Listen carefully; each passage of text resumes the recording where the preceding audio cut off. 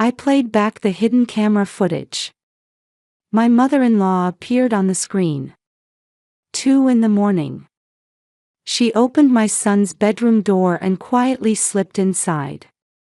She approached my son's bed and took something out. At that moment, I stopped the video. My hands were shaking, and I couldn't watch anymore. I need to call the police. Just as I thought that, I heard my son's voice. Mom, where's Grandma? I couldn't answer. It had all started 3 months earlier. My mother-in-law Gloria called right after I'd been assigned a major project at work. She wanted to move in with us so she could help take care of her grandson. I worked full-time, and my husband Ryan was often away on business trips for his sales job. To be honest, taking care of 6-year-old Ethan by myself was pushing my limits. After-school daycare was expensive, and Ethan had a hard time adjusting to new environments. Ryan welcomed his mother's offer enthusiastically. I had no reason to refuse. Well, actually, I did have some reservations. Gloria and I had always kept our distance. We saw each other at Thanksgiving and Christmas, but we'd never had any real conversations. But I told myself it was for my son's sake. The first week after Gloria moved in was like magic. When I came home, dinner was ready and Ethan had finished his homework. The living room was tidy, the laundry was folded. Gloria took Ethan to and from school every day, took him to the park to play, and read him picture books. On the surface, she was the perfect grandmother. But gradually, something started to bother me. Gloria would have long conversations with Ryan every night, but with me, she only discussed the bare necessities. Even at dinner, Gloria's gaze was always fixed on Ryan. When I tried to talk to her, all I got were short replies. Sometimes I felt like I was a guest in my own home. Still, I put up with it. Gloria was taking good care of my son. I thought that was enough. The turning point came one night. When I went to tuck Ethan into bed, my son looked frightened. Usually he'd cheerfully ask for a goodnight kiss, but that night he'd pulled the covers up to his chin and curled his small body into a ball. What's wrong, Ethan? I placed my hand on his forehead. No fever. Mom, Ethan said in a small voice. Grandma comes at night. What are you talking about? Grandma's sleeping in the next room. Ethan shook his head. No. She comes after I'm asleep. My son's voice trembled. I hear the door opening. And then she comes near my bed and just stares at me. Something cold ran through my chest. I wanted to believe it was a child's imagination. But Ethan's eyes were serious. Maybe you had a scary dream, I said as gently as I could. It's not a dream, Mom. It's real. That night, I couldn't sleep.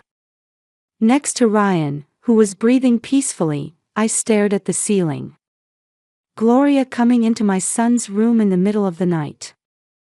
Could that really be happening? But if it was, why? The next morning, as Ethan was getting dressed, I casually looked at his body. And I found a small bruise on his left arm. 2 blue-purple oval marks, side by side. Ethan, what happened here? My son looked at his arm and tilted his head. I don't know. Did you bump into something at school? Did you fall? Ethan furrowed his brow as if thinking, but finally answered, I don't remember. Suspicion took root in my heart. Children sometimes forget when they bump into things. That's normal. But considering Ethan's words from last night, this bruise didn't seem like a mere coincidence.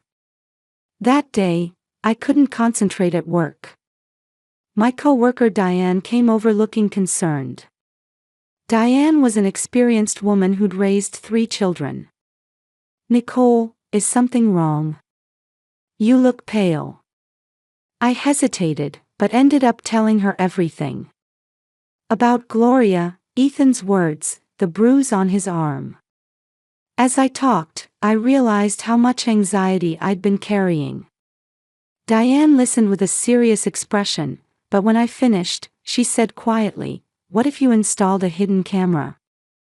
"But that would be like," I hesitated. "Like I'm suspecting Gloria." "You're just trying to protect your son. If nothing's going on, then you can feel relieved. But if something is," Diane squeezed my hand. "You can't say you didn't know." On my way home that day, I stopped at an electronics store. As I picked up a small security camera and headed to the register, my chest ached with guilt. But Diane's words wouldn't leave my mind. "You can't say you didn't know." That night, it was fortunate that Ryan was away on a business trip. While Ethan was at school, I installed the camera in his room. Behind the bookshelf, in the shadow of a stuffed animal. I chose a position where no one would notice. My hands were shaking. I didn't know if what I was doing was really right. But I remembered Ethan's frightened face. I remembered the bruise on his arm. As a mother, I had to protect my son. That night, I woke up several times. Every time I looked at the clock, I worried whether Ethan's door was opening. But I heard nothing. In the morning, I dragged my exhausted body out of bed. While Ethan and Gloria were eating breakfast, I opened the app on my smartphone in my room. I checked the camera footage. Fast-forwarding through the nighttime hours. And then, at 2:07 a.m., the screen moved. The door slowly opened. Gloria came in. Wearing a white nightgown, she entered the room as quietly as a ghost. My heart started pounding. Gloria approached Ethan's bed. She stared at my sleeping son's face. Then she took something out. A handkerchief. Gloria was wiping her face with it. Her shoulders were trembling slightly. Was she crying? But to me, the scene looked somehow strange. Why would she come into her grandson's room at 2 a.m.? Why was she crying? Was she doing something to Ethan? I watched the footage over and over. Gloria stood by the bed for a while longer, then quietly left the room. I had evidence. But evidence of what, I didn't know. The night Ryan returned from his business trip, I showed him the footage. "Your mother's been going into Ethan's room in the middle of the night.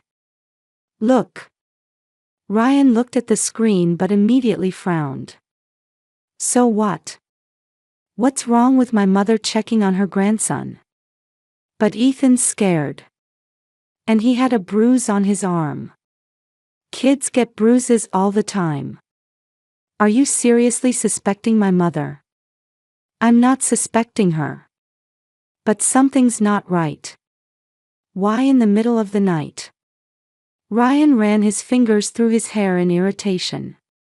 You're being paranoid. My mother would never hurt Ethan. Do you realize how much she's helping us?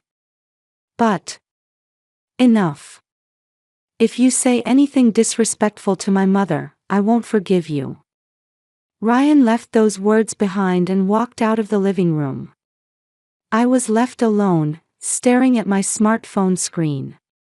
In the footage, Gloria was standing by my son's bed again tonight.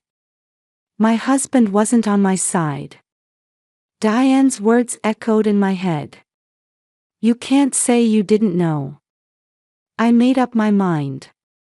Tomorrow, I'd ask Gloria directly. Even if Ryan got angry, even if it destroyed our family relationships, protecting my son was the top priority. That night, I looked in on Ethan's room. My son was sleeping peacefully. I gently kissed his forehead. Mommy will protect you, I whispered softly. Ethan rolled over but didn't wake up. I went out into the hallway and looked at Gloria's door. Behind the closed door, what was Gloria thinking? Why did she go to her grandson's room in the middle of the night? I was afraid to know the answer. But I had to know. As a mother, I had that responsibility. Tomorrow, everything would become clear. I told myself that and returned to my room. The next morning, after Ryan left for work and Ethan went to school, Gloria and I were alone. As I stared at Gloria's back as she washed dishes in the kitchen, I took a deep breath. My heart was racing. Gloria.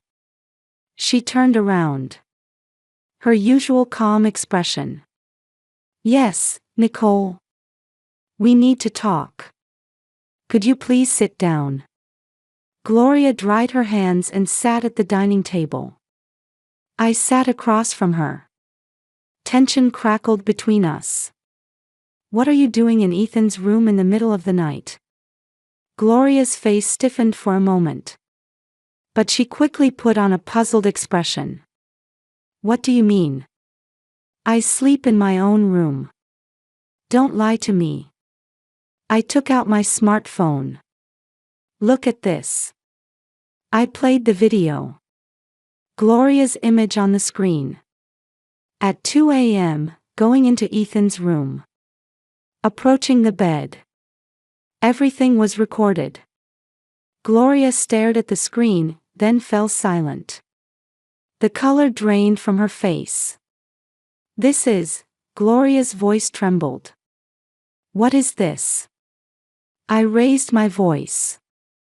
Why do you go into my son's room in the middle of the night? Ethan's scared. And he had a bruise on his arm. A bruise? Gloria looked up. That bruise was.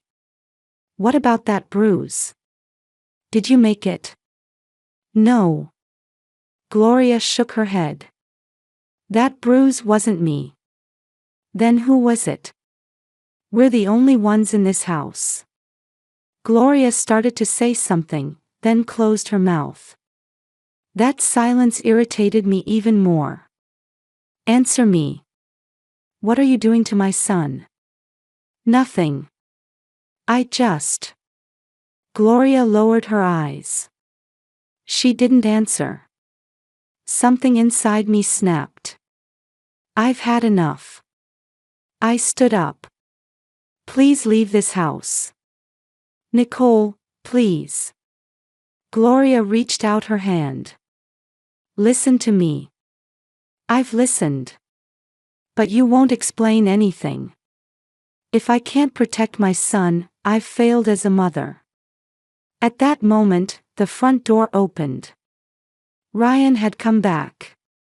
He'd forgotten some documents, he said. He sensed the hostile atmosphere and frowned. What's going on? I've asked your mother to leave. Ryan's face flushed red. What? She's been going into Ethan's room in the middle of the night. She won't explain. I can't take it anymore. Are you serious? Ryan shouted. Throwing my mother out. To protect Ethan. Protect him from my mother. Are you out of your mind? You're the one who's out of your mind. Is your mother more important than your own son? Of course. My mother hasn't done anything wrong. I'm not dealing with your paranoia. We argued fiercely. Gloria remained seated in her chair, just listening in silence. Her expression was filled with sadness. That's it. Ryan spat out the words. I can't stay with a woman like you.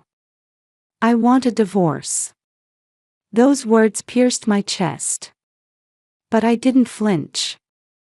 Fine. But I'm raising Ethan. We'll see about that. Ryan laughed coldly. Do you think the courts will give custody to a paranoid mother like you?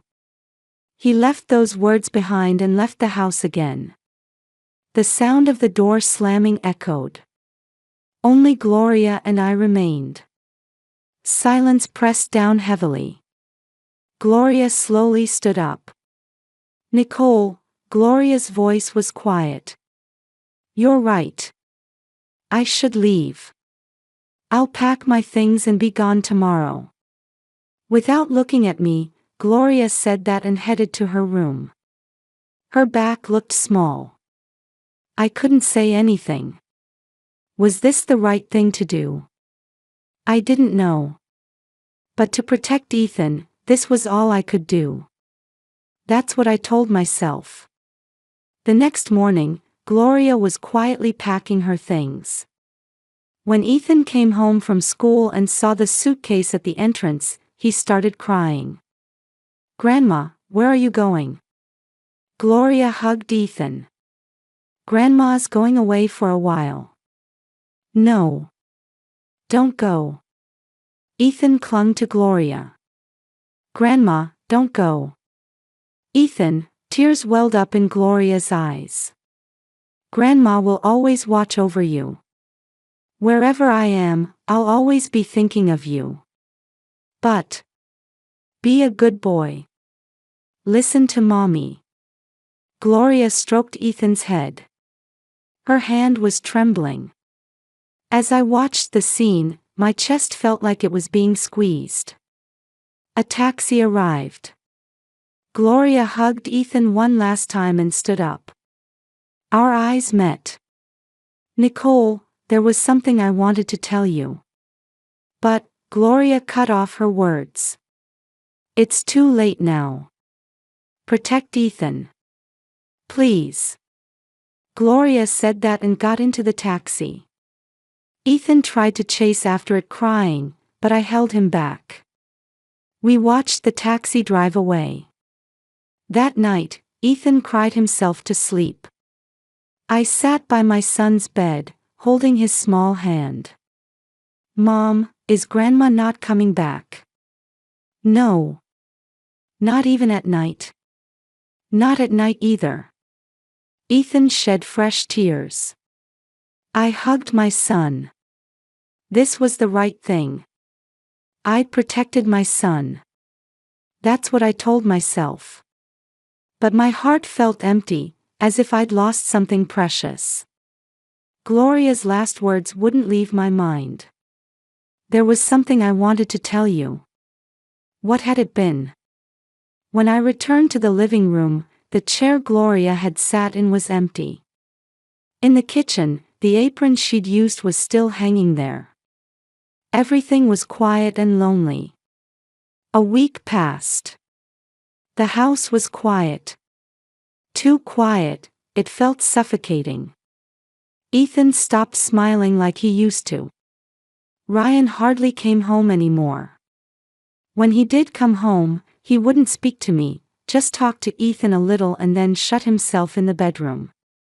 I questioned my decision every day. But I couldn't find an answer. That afternoon, while I was at work, my cell phone rang. An unknown number. Hello? Is this Mrs. Nicole Miller? This is St. Mary's Hospital. My heart nearly stopped. Mrs. Gloria Miller has been brought in by ambulance.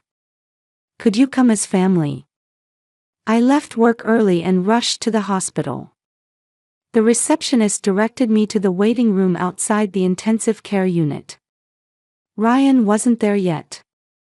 I called his cell phone over and over, but couldn't reach him. After a while, a doctor came out. A middle-aged woman with a name tag that read Dr. Patel. Are you Mrs. Miller's family? Yes. Her daughter-in-law. The doctor led me to a private room. And then told me something unbelievable. Mrs. Gloria has terminal pancreatic cancer. My mind went blank. How long does she have? My voice was shaking. Probably about 3 months. She was diagnosed 6 months ago. 6 months ago. Yes. However, she asked us not to tell her family. Why? Why didn't she tell anyone? Tears overflowed from my eyes. Can I see her? She's conscious now, but quite weak. Please keep it brief. When I entered the room, Gloria was lying in bed. She looked like a different person from a week ago. Her cheeks were sunken, with deep shadows under her eyes. But her eyes alone were looking at me. Gloria. I took her hand. It was surprisingly cold and thin. Nicole. Gloria's voice was hoarse. You came. Why didn't you tell anyone? Gloria smiled weakly. I couldn't. Ryan would worry. And I didn't want to leave Ethan. I noticed an old diary on the bedside table. Gloria noticed my gaze and nodded slightly. Read it. It's all written there. With trembling hands, I opened the diary. On the first page, Gloria's neat handwriting was lined up. Ryan is having an affair. I found out the other woman is pregnant. He's planning to divorce. My heart froze. I read on. Nicole doesn't know anything. Poor thing. She's a much better person than my son. But as a mother, I tried to protect my son. That was a mistake. I was diagnosed with pancreatic cancer. I don't have long. But I don't want to leave Ethan. So I go to see his face in the middle of the night. When I look at his sleeping face, dying becomes a little less frightening. Tears blurred the words.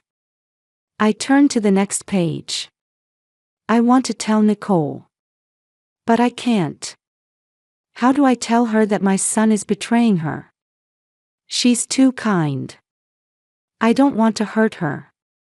But she has a right to know the truth. And then, the last page. She asked me about the bruise. That was Ryan. When Ethan doesn't obey, he raises his hand to him. I've stopped him many times. But I couldn't tell Nicole. I tried to protect my son. As a mother, I was wrong. Nicole, I'm sorry. The diary slipped from my hands. I fell to my knees by Gloria's bed and cried out loud. Why didn't you tell me anything? I didn't want to hurt you. Tears glistened in Gloria's eyes too. But I didn't want to leave Ethan. I was selfish. No. I wrapped Gloria's hand in both of mine. You've been trying to protect us all along, haven't you? Gloria quietly shed tears. Please come back. I pleaded. Please stay with Ethan. Please. Gloria squeezed my hand back. Thank you. But before that, there's something you need to know. Gloria took out a small USB drive from the bedside drawer. It's data from Ryan's phone. I secretly copied it while he was in the shower. All the evidence is on it. I took the USB drive. Messages with his mistress, divorce plans, how to hide assets, and Gloria's voice trembled. Videos of violence against Ethan. He recorded them himself and sent them to his mistress. Laughing, saying it was discipline. I felt nauseous. Was this the man I'd married? Nicole, protect yourself and Ethan. I don't have long. But I want you both to be happy.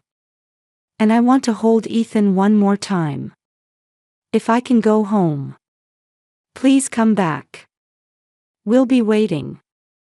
That night, I went home and checked the contents of the USB drive. There was a year's worth of affair records, plans to avoid property division after divorce, and most shockingly, videos of him hitting Ethan. My son's crying. Ryan's laughter.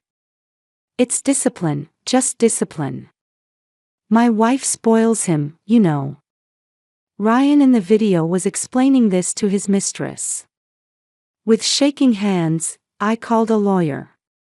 The next day, I visited a law office with all the evidence. The lawyer looked at the evidence and said with a serious expression, "With this much evidence, you'll win custody and all the assets. Since there's evidence of child abuse, you should report it to the police too." I nodded. I didn't hesitate anymore. Protect my son. And protect Gloria. That was my mission. When I returned to the hospital room, Gloria was sleeping. I gently held her hand. "Gloria, thank you. You're true family." Gloria's fingers moved slightly. Maybe she could hear me. Outside the window, the sun was setting. After a long darkness, I felt like I could finally see light. The divorce proceedings were settled in 3 months. Ryan's lawyer desperately argued, but the evidence was overwhelming. Messages with his mistress, plans to hide assets, and most of all, videos of abuse against Ethan. The judge looked at Ryan with a stern expression. I got full custody. Ryan's visitation rights were even restricted. Child support and alimony totaled $150,000. Ryan's face was beet red in court, but I didn't feel anything anymore. Just relief that I'd protected my son. Ryan remarried his mistress. But the happiness didn't last long. Shortly after the wedding, the woman learned Ryan's true nature. The fact of abuse against Ethan, and the fear that she might face the same fate. 6 months later, she filed for divorce. Ryan went through his second divorce and now lives alone in a small apartment, apparently. He was no longer relevant to us. Gloria was discharged from the hospital and came to live with us. The day Gloria came home, Ethan cried and hugged her at the entrance. "Grandma, stay with us forever." Yes, forever. Gloria's body grew weaker day by day, but her heart was at peace. Her greatest joy was the time she spent on the living room sofa reading picture books with Ethan. One day, Ethan asked Gloria, "Grandma, why did you come to my room at night?" Gloria smiled gently. "When I looked at your face, Grandma felt safe. When I saw you sleeping so happily, I could forget the scary things." Scary things? Adults have scary things too. But your smile saved Grandma. Ethan hugged Gloria. As I watched, my eyes grew hot. Gloria passed away on a spring morning. With soft sunlight streaming through the window, she quietly took her last breath. Ethan and I were holding her hands from both sides. Until the very end, Gloria was smiling. "Thank you." Those were Gloria's last words. "For being my family." Many people came to the funeral. My colleague Diane, Dr. Patel, and Gloria's old friends. Everyone spoke of Gloria's kindness. That night, Ethan asked, "Mom, what is family?" I hugged my son close. It's not about blood. Family is someone who wants to protect you, who wants to be with you. Grandma was true family. Where is Grandma now? She's always beside you. You can't see her, but she's always watching over you. We hung Gloria's photo in the living room. Gloria's face smiling gently. Next to it, we hung a picture Ethan had drawn. A picture of him holding hands with Grandma. Every night before bed, Ethan waves to the photo. "Good night, Grandma.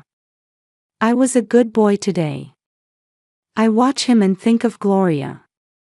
The reason she came to my son's room in the middle of the night. It wasn't abuse, it was love. While fighting the fear of death, she looked at her grandson's sleeping face and found courage. And she tried to protect my son and me until the very end. One night, I looked in on Ethan's room. My son was sleeping peacefully. I sat by the bed and gently kissed his forehead. "Mommy will protect you," I promised Grandma. Outside the window, stars were twinkling. One of them seemed to shine brighter than usual. Maybe Gloria was watching over us. I smiled. No matter what difficulties lie ahead, we'll be all right. Because we learned the meaning of true family. Bonds formed not by blood, but by love. That's stronger than anything. Gloria taught me. The most important thing is to protect and love those who are with you. I quietly left the room and returned to the living room. I whispered softly to Gloria's photo. "Good night, Gloria." In the photo, Gloria was smiling gently, as always.